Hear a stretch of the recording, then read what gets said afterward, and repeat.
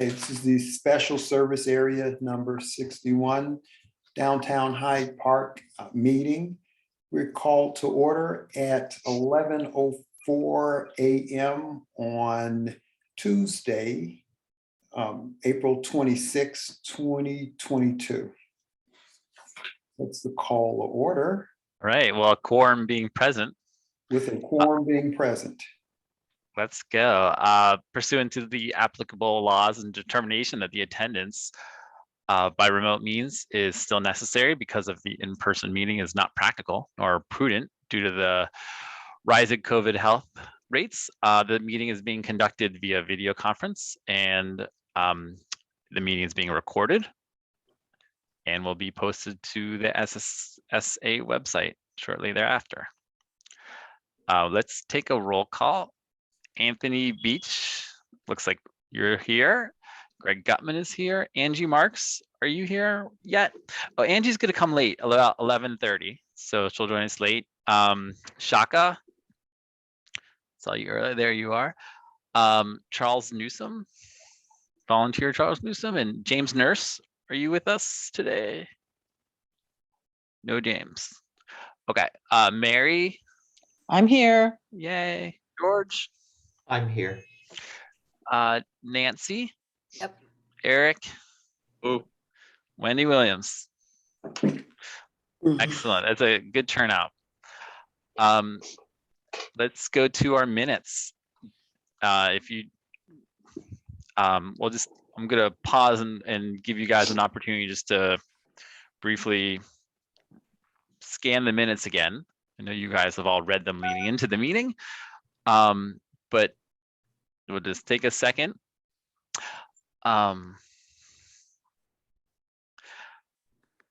Does anyone have any corrections to the minutes they want to propose? Okay, minutes are accepted. We have questions and comments from our guests. Any of our guests? Joanne, you're on mute, so I can't hear you, but I see your lips moving.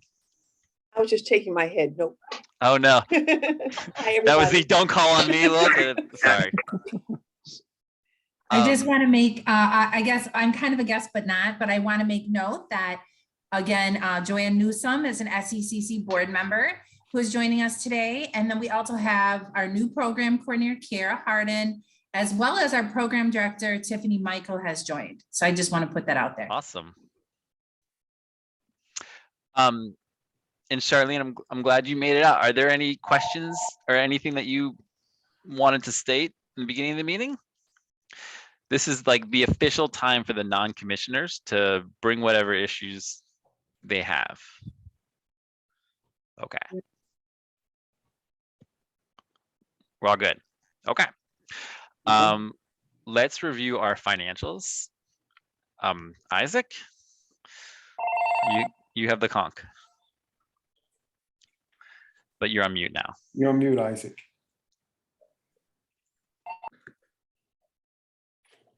All right, I'm here. Well, good afternoon, good morning, everyone. Hi. Pray everyone is doing well here on this Tuesday morning. So here are the financials as of March the 31st, 2022 versus 2021. We had our first disbursements to come in during the month of March, which is reflected in our cash balance. So the total cash balance of $173,599 compared to $168,728. Accounts receivable, that will change. Right now we're going through our audit, and usually we wait at the end of the year, we get an audit and go through our audit adjustments where we make the change with our receivable balance. And what happens is at the end of the year, the city council issues a tax levy each year, and the tax levy, that's when we book our revenue, and then that's when we make our adjustments to our receivable. So in the past, we have usually yielded that to the auditor during the audit time frame, but we're making that change now going forward, that we will start to do that internally, and so you will no longer see the same balances that you've seen in the past. So just want to address that and bring that to everyone's attention. So next month, you would probably see what your actual receivables and your deferred revenue is. Accounts payable, so your total assets is at $455,014 compared to $450,143.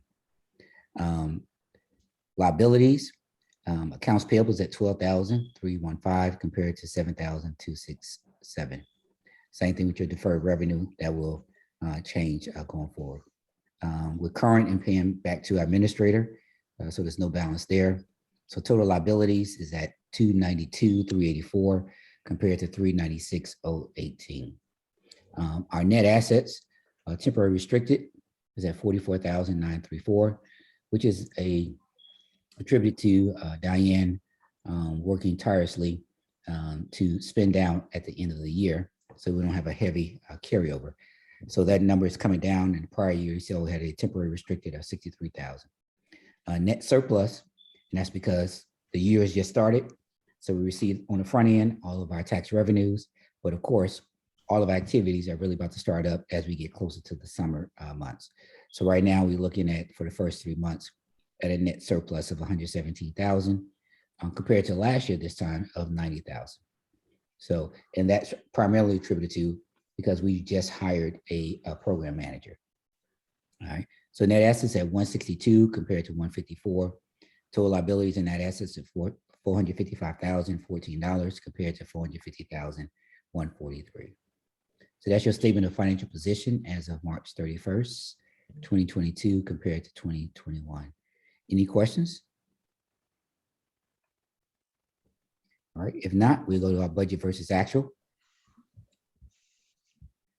All right, can everyone see? Do I need to enlarge it? Good.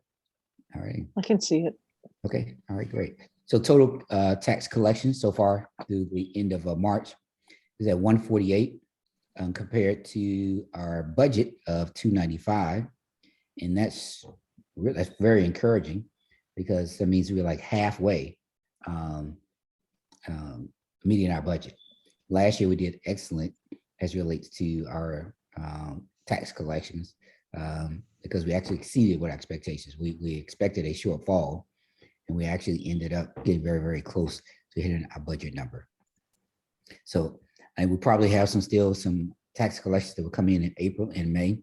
So we would probably be somewhere, I would estimate, somewhere close to 60% of our tax collections would have come in on the first tax installments. Moving now to our expenses. For customer attractions, we're at $8,173 compared to a total budget of $94,000. 2.0 public way aesthetics, we're at $7,965 compared to a total budget of $110.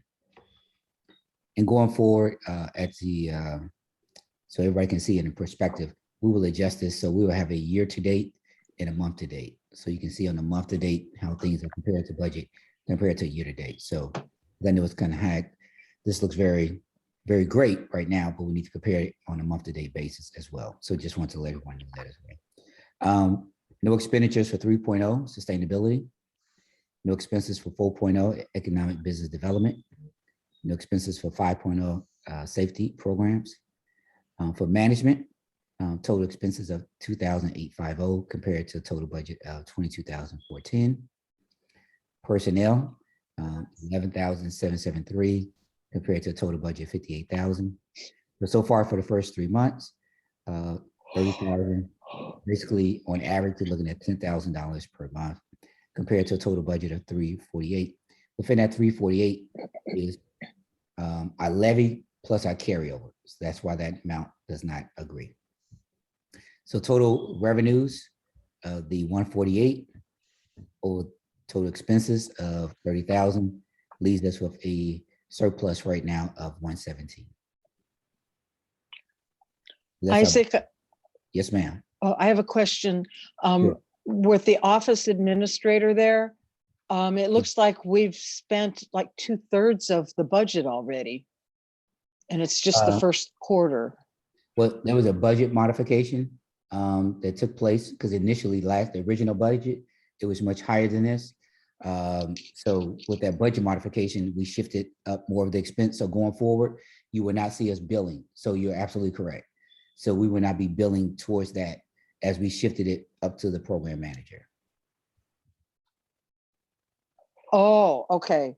Yeah. So we made a budget modification. So the original budget had dollars down here for the office administrator, but then when they put in the budget modification, they shifted those dollars from administrator up to the manager. Okay. So going forward, Thank you. yeah, going forward, we will not be billing towards administrator as this will all start shifting towards the manager. Okay. So great observation. All right, any other questions for the budget versus actual? And as I mentioned to you going forward, you'll see a month to date compared to month to date and year to date. So we can keep everything in context. Thanks, Isaac. No problem. George, would you mind just running through the budget tracker with us? Sure. Can I share my screen? Thanks.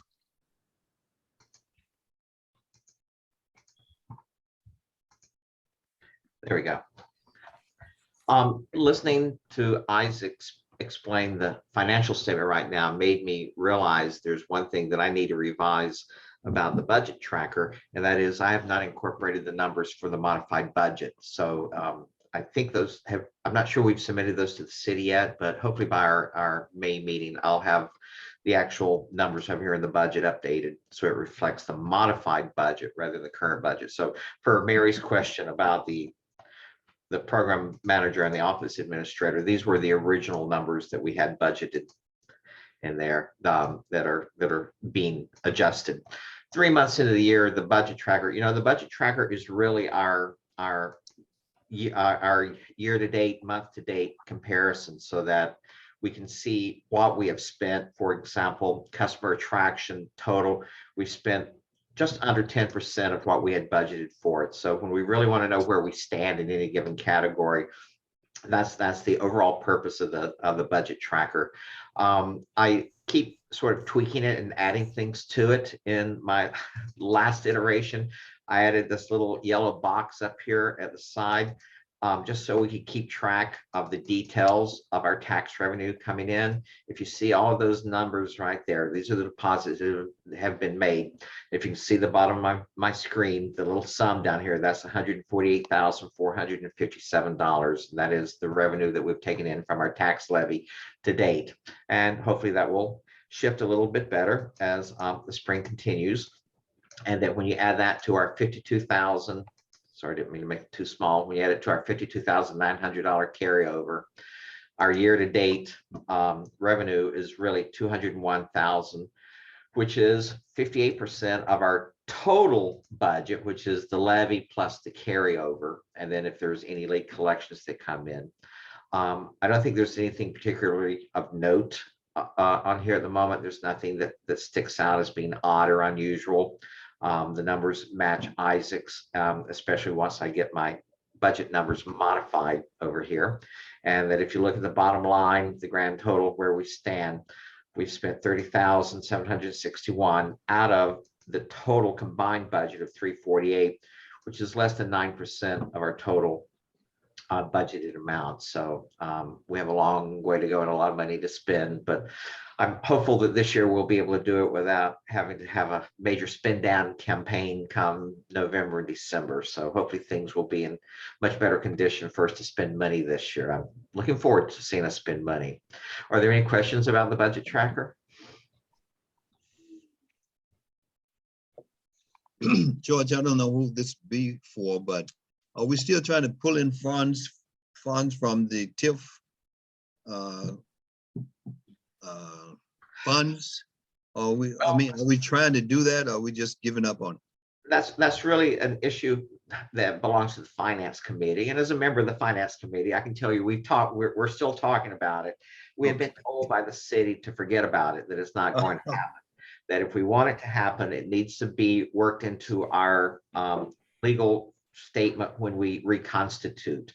And the consensus is that they would probably support us at that point if we want to do it.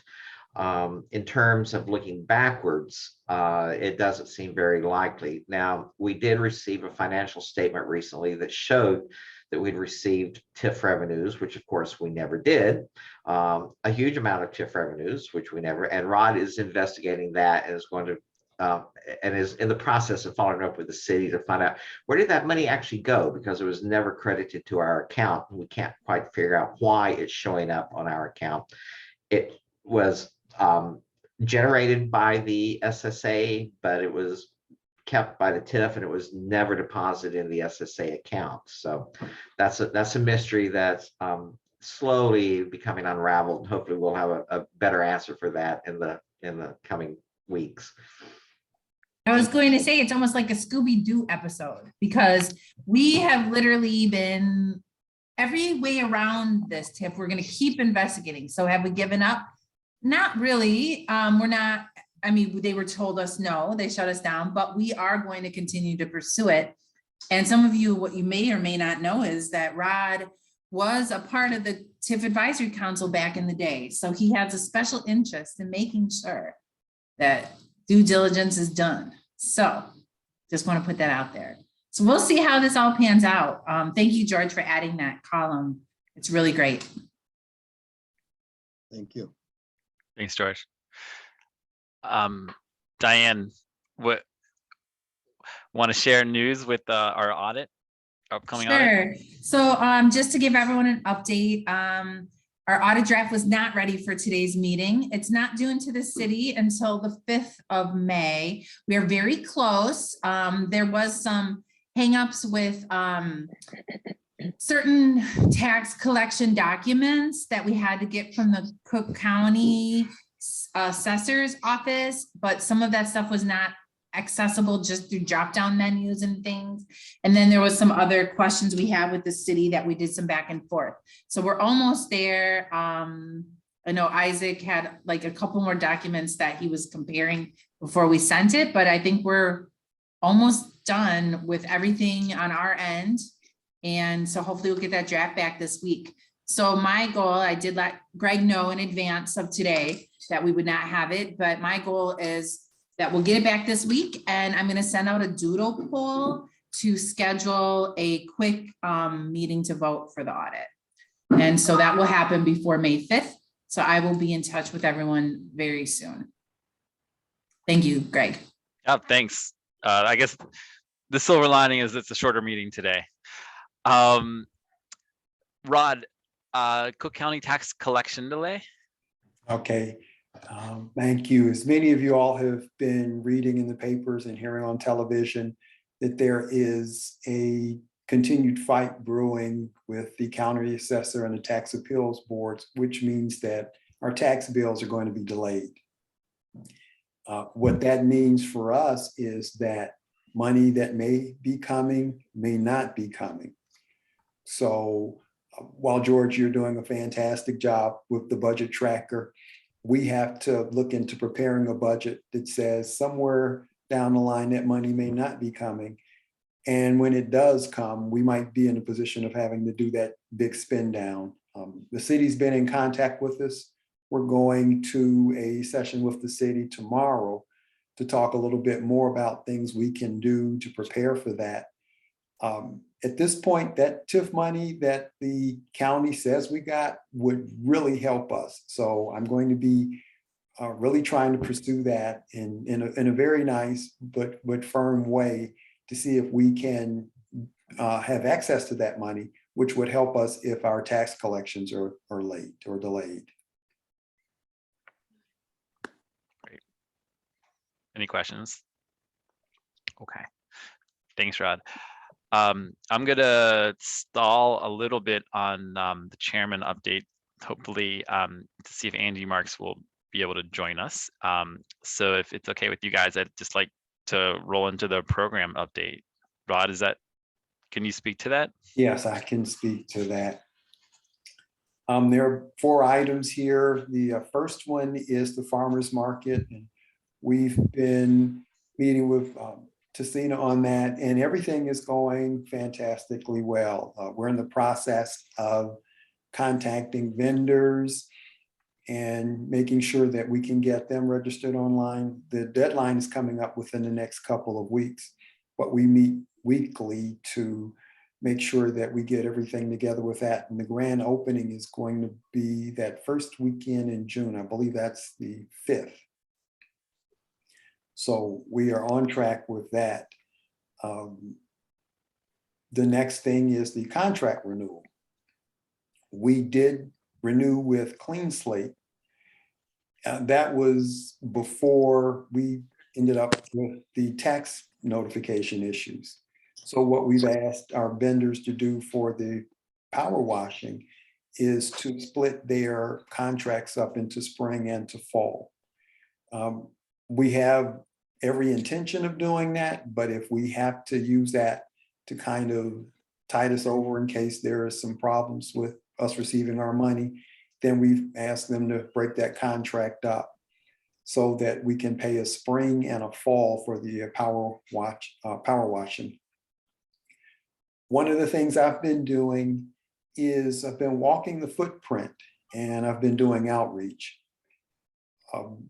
We've got a lot of assets in terms of the poles, the bike racks, and the garbage cans. So I've been out counting them all.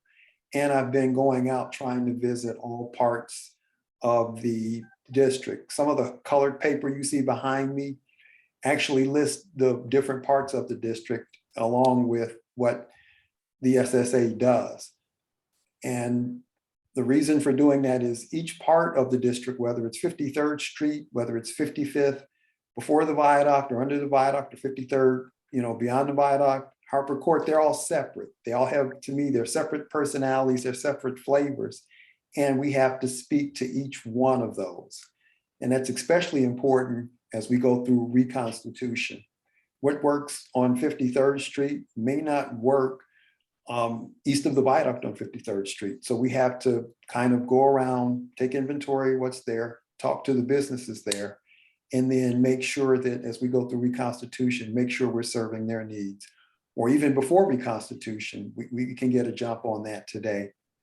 And the last thing, we do some of these things through the program committee meeting. This is coming up on Tuesday, May the 3rd at 10 a.m. via Zoom. So for the program committee members and anyone looking to join, this is the time for ideas. I'm new to the job, so I'm open to anything and everything. So I invite the members and any guests who want to attend to come to the program committee meeting on Tuesday at 10 o'clock on May 3rd. Any questions?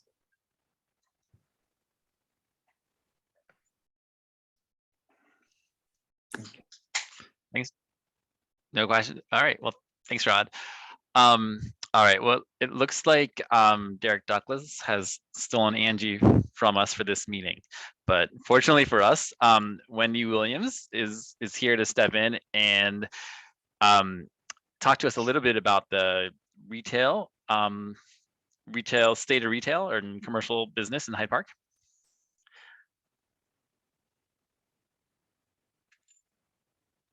Wendy, you're on mute. Is that okay to speak to the subject? Yeah, that is totally Thanks. fine. Let me just pull up the update. Okay, so Angie was going to share with you some great news. Hyde Park retail is not struggling. I believe there must have been some conversation or concern that it was. So I am going to share with you the impact from a university perspective, and I'm sure Greg can speak to how Mac Properties is doing. So despite the pandemic, the university welcomed 8 new businesses to the portfolio in 2021, and we have opened 1 more in 2022. These Wendy, include what? Are you sharing a PowerPoint with us, or are you just talking to us? No. I'm not oh, then you're not sharing. Okay, I thought you were sharing. No. Sorry. Keep going. No, I'm not gonna share. No, I put something in the chat. Sorry about that. You don't want to see this email, do you? It's just my notes. Nope. I can just read it. Okay. It's up to you. We have several new businesses, Surrey Design, 710 Social, Rue, South Space, Deep Purple, Sweet Green, Stan's Donuts, Lululemon, and Fairgrounds Coffee and Tea. In the calendar year of 2021, the majority of the university's retail tenants have at least returned to pre-pandemic 2019 sale levels in sales. 18 tenants, 27% have reported their strongest sales year ever. And similar to national trends, the university's quick service restaurants and soft good retailers saw the largest gains in 2021 compared to pre-pandemic 2019 levels. Our entertainment venues and full service restaurant tenants, with few exceptions, have not returned to pre-pandemic sales, with most citing pandemic restrictions and staffing shortages as contributing factors. So hopefully that paints a much brighter picture than perhaps the commissioners may have thought in terms of retail in Hyde Park.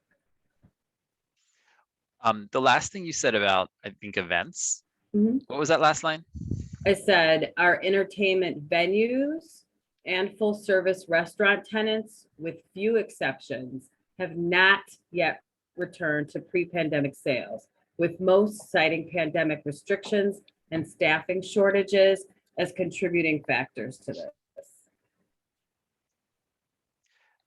I'm just thinking, other than Jolly Pumpkin, have we lost anyone? That you can. No, I mean, no, what we're saying is pre-pandemic sales. Like, let's say a restaurant was Yeah. selling 50 burgers. Now they may only be selling 30 burgers. No, that's how I took it. I'm just thinking, everyone's still in business except for one that I can think of, and it seems, there's very little vacancy on 53rd Street in the commercial district. So I mean, it looks very healthy to me. At Cafe Korea on 55th Street, they actually had a That's true. sign up in their window when they shut down stating that it was due to COVID. Yeah. That was one casualty. So was this your report? I think this is what we wanted to hear. Unless there's anyone else in the retail that want to share anecdotally, how they think we're doing in retail. Well, how's Mac Properties doing? You guys have a number of. I think we are doing. I don't bring any stats with me, but no, we're doing fine. There's been years, especially like last year and 2 years ago, there was real concern, and it was real pushback from vendors or tenants that I'm not hearing right now. I think people feel like a lot more comfortable, and which is really great for the SSA, because I think I was hearing a lot of pushback for I don't want to pay an additional tax. Life's it's too hard now.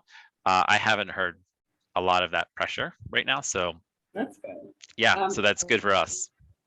So what I didn't mention is Oshaba will be opening later this spring. So that's another new restaurant that's opening. So. Great. Okay. Any other comments or questions from the commissioners? Comments in general or about presentation? In general, what's on your mind? Well, first I want to thank Wendy, because that was very helpful to hear. I think people in this community really should be commended for doing their best to try to support our businesses. I mean, I have a lot of friends who adopted my habit of never cooking and just doing takeout from now on for everything. There was really a lot of concern expressed. It was downright touching at times that people were making such an effort to make sure our businesses had customers going in their doors. It's nice to see us getting back to something, beginning to approach normal. Along those lines, my actual comment was May 13 and May 14, guess what's coming up? Bulb Fair. It's time for the Hyde Park Garden Fair. Yes. So we are back this year. I spent yesterday sending out press releases. I spent 8 hours Sunday placing orders for perennials that we will be back. Maybe a little smaller this first year back as we're gauging the climate. We don't want to go overboard, but I think Nancy's shaking her head. I've been It's encouraging. up demand. Yeah, There are gonna be more Right, fish I out do not want to buy my I've been- flowers from Home yeah, Depot this year. Please. Yeah, I'm encouraging I'm gonna be there in everybody to get more, because if we don't sell it, we got places we can plant it. That's not an issue. So I'm with Nancy and Wendy. I think it'll turn out well. So you all should come over on Friday morning, Friday the 13th. And because that's when the fair is at its most beautiful, when everything is fresh and off the tracks and organized and ready to go. We really appreciate the Hyde Park Shopping Center management, Scott Mozak, who's been wonderful, Angie to work with in terms of getting it all set up. Angie just joined us. As I'm thanking Angie and Scott for all their help to the garden fair this spring. That we'll have a different layout. We have to accommodate Ascione and their tents out in the courtyard, and we don't want to infringe on the bakery. But we think we have it all figured out. So we're looking forward for a really good garden fair. So everybody, please come out and join us. It's from what time to what time? On Friday, we open at 9 o'clock and we'll be there until 6. And then on Saturday, we'll be there at 9 o'clock and we close at 4. And is it the same flowers both days, or should we Yes. come both days? Okay. Yeah, it's the same thing on both. So get there on Friday because things often sell out. And we do have a new website, hydeparkgardenfair.org. We've remade the site so it's a little more up to date, and you can sign up if you want to volunteer. There's a sign up form on there and all kinds of our history and a picture gallery from the 1960s. I mean, there's all sorts of fun stuff on there. So check out hydeparkgardenfair.org. Okay. Thanks, Also, George. I want to mention that we realized at the Kimbrough Plaza, we have a responsibility of being the west gateway to the shopping district. And we're going to do some sprucing up and some changes to that. We think it's going to be more welcome to that part of the district. Charles, along those lines, is there going to be any resurfacing done of the parking lot? Exactly. That is what we are talking about. Yeah. Great. That's going to be a plus. And some other things that we're moving forward with. We realize the responsibility, but we got to live up to it. It's great. Anyone else have anything to contribute? Okay, I guess a quick teaser for our next meeting, which is Tuesday, May 24th at 11 a.m. I've been meeting with a lot of commissioners, just one-on-one, hearing what they were, how they've been, their thoughts on the SSA, and I think a few themes have emerged that I just wanted to share with the group next time we all get together. I'll leave it at that. But if there's no further business and there's no objection, the meeting will be adjourned. I move to adjourn. All right. Second. Okay. This meeting is adjourned. Thank you all very much. Thank you all for coming. Bye. Bye. Bye, guys. Bye. Take care.